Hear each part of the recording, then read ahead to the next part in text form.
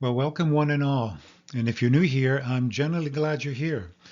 And if you've been walking this road with me, thank you for coming along on the journey. So today I want to show you something important. Four things actually. First, how I've now lost 54 pounds using a GLP-1 medication, Zepbound, while preserving almost all of my lean tissue. And yes, at 66, that part matters more than what the scale says. Second, why fat loss naturally slows as we approach a healthy weight. For me, that's about 190 pounds. Yeah, I know, not 25 again, but just honest progress. And third, a lean, clean protein recipe bar with 26 grams of protein.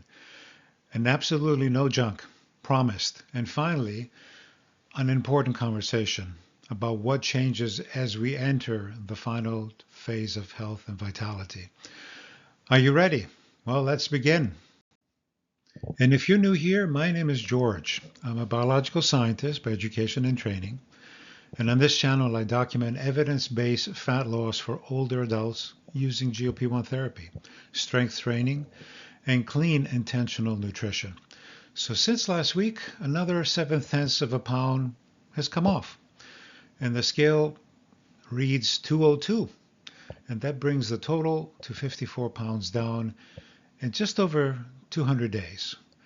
And when you say that out loud, that's nearly 7 months. And I'm honestly a bit amazed at the consistency.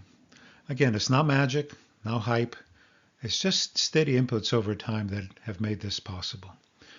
And the chart here, it tells the story. But also, you might notice something else. The slope is beginning to flatten. And that isn't failure. That's just good old plain physiology. And that brings us to the more important slide. And if you don't mind science, then you're probably not going to mind a chart or two, right, or a graph.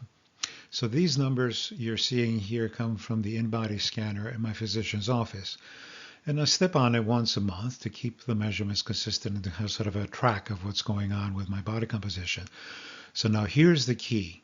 Total weight reduction on this particular comparison is 52.3 pounds. Body fat mass reduction, 44.3 pounds.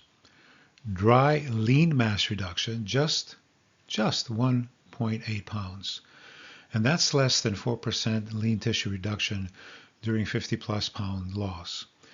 In early clinical trials suggested that 15 to 20% of weight loss could come from lean tissue, and that has not been my experience.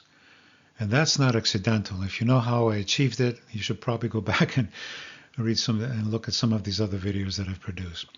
But here's one clarification. Lean mass includes water. Dry lean mass is closer reflection of actual muscle tissue. So when I say muscle has been preserved, this is what I mean.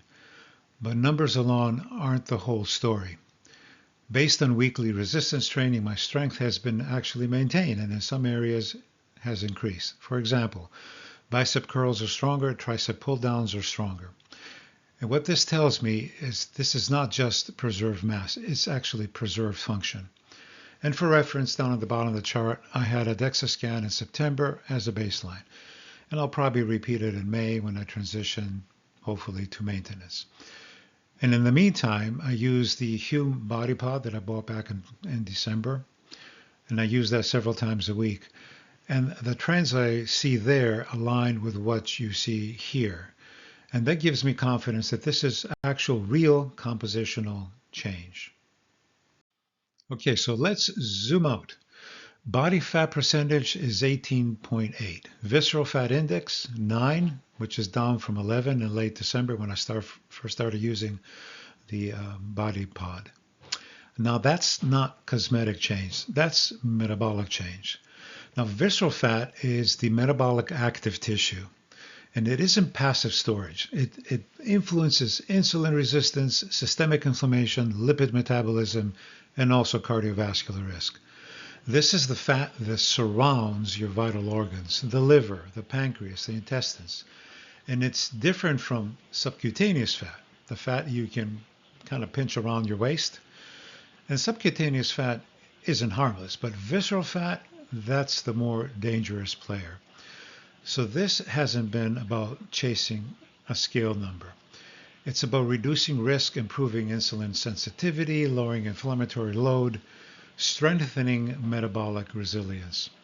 And that's really the deeper story. And that's why the flattening slope that you saw in the chart doesn't really concern me. Not at this point. And at 5'11", 202 pounds, it places me within a reasonable health range for my age, by all standard metrics. And mortality data in older adults often stabilizes in the mid-20s BMI range. So yes, I could just stop here. But health isn't just weight. It's body composition, its strength, its metabolic flexibility, and its durability over time. And at 66, durability matters more than just aesthetics. So this final stretch is not about how I look, and it's not cosmetic. It's about refinement. It's about optimization. It's about finishing well. And if you've been watching this channel for a while, you know this.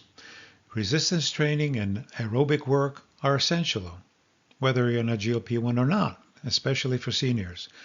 But food is equally important, and arguably more important. And forgive me if I sound like a broken record. Food, good, clean, high-quality food, is medicine. Because you cannot build or maintain muscle if your body doesn't have enough protein to work with. You can lift the weights, you can do the cardio, but without adequate protein, the signal has no raw material. And on a GLP-1, we know this, appetite is reduced and total intake drops, which means that protein density matters even more. So in the next segment, what I'll show you is a lean optimized protein bar recipe, simple ingredients, high protein density, clean structure. Are you ready? Well, let's take a look. Hello, friends. You've probably seen this scene a few times before. This is George's Metabolic Kitchen. And you're probably wondering, what is George up with today? Well, once in a while, I like to have a protein bar that has high protein and clean stuff. But what I've discovered in looking at even some of the better ones is they have some oils that I'm not too sure about. There's some sugars, artificial sugars, mannitol, erythritol, and things like that, aspartame, that I'm not too sure about. And so I said to myself, I have a whole bunch of ingredients in my pantry that I use for other things. So let me look and see what I have. And with the help of an AI calculator, I just threw those things in there and kind of played around. And I came up with something that I really like. So this is what I had in my pantry. I had some chickpea flour, high in protein. I had some hulled hemp seed. Now, that's not flour, so I had to put it into my little coffee grinder. I almost killed it. And it created some flour, some flaxseed, a little taste for cinnamon and nutmeg. I had some manuka honey from Manukora. I'm not sponsored, but that stuff is amazing. Some 100% cocoa powder and some tahini. You know what that is. That is basically sesame seed oil, seeds turned into like a butter. But that's just pure sesame seeds. And then I wanted to put some protein powder, and I had some vegan powder around that I was trying. And I'm always concerned that, vegan stuff doesn't have enough leucine. But I was very surprised. So look at this. So for a serving of 1 scoop, which is 34 grams, I got an amazing 2,088 milligrams of leucine. So that's pretty good from this product here. Again, I'm not sponsored. So I put all this thing together, and here's the bar. I know it doesn't look pretty, but it is good. You pat it down in a 8x8 pan, tap it down with some parchment paper you see there, and then put it in the refrigerator for 40 minutes, and voila, that's what you have. Oh yeah, you see my creatine in the back. Highly recommended. So look at this. Look at the ingredients. So I came up with a little under 2,215 calories, a whopping 23 to 24 grams of protein, a good carbohydrate, good fiber, and good fats. Obviously, these are all good fats from the seeds themselves. So highly recommended. I will put this recipe in its entirety in one of my next videos so you can have it. So there you have it. Hope you like it. I do, certainly. Bye. Okay, so welcome back. But first, a little bit of a disclaimer. I have played a bit more with that recipe, and I think it's even better now. Okay, so each bar delivers 26 grams of protein at just 259 calories, 9 grams of net carbs, 9 grams of fiber, high protein density, controlled energy, clean structure, no fillers, no artificial sweeteners, no industrial oils, no joking. And if you visit this channel with any regularity, you're going to probably notice a steady stream of recipes. I just can't help myself. I guess if I hadn't trained in biology, I might have ended up doing controlled experiments in a kitchen. And the full recipe is going to be linked below. So here now is the beginning of the conversation that I promised at the start. The one we need to have as we round the bend towards the goal. As fat loss slows, the strategy must shift. Protein actually now matters more. Resistance training becomes non-negotiable. Recovery matters even more. And yes, there are certain supplements that can help during this phase. And I'll be doing a focused episode on creatine and HMB for muscle preservation in older adults. And then another episode called Final Phase Fine-Tuning for those of us approaching maintenance. Because getting there is one phase, living there is another. Reaching goal is an achievement. Sustaining it is the real work. Living there is the true final phase of health and vitality. And 50 pounds down, lean tissue preserved, strength maintained, in some areas actually improved, visceral fat reduced. That's all good. Already within a healthy range, but still refining. And if you're close to the goal, don't be discouraged when progress slows. That's not regression, that's refinement. Precision over pace. And if this has been helpful, please consider liking, subscribing. It truly helps the channel reach others who need encouragement grounded in science. And don't forget, stay curious, be patient with your body, and be at peace.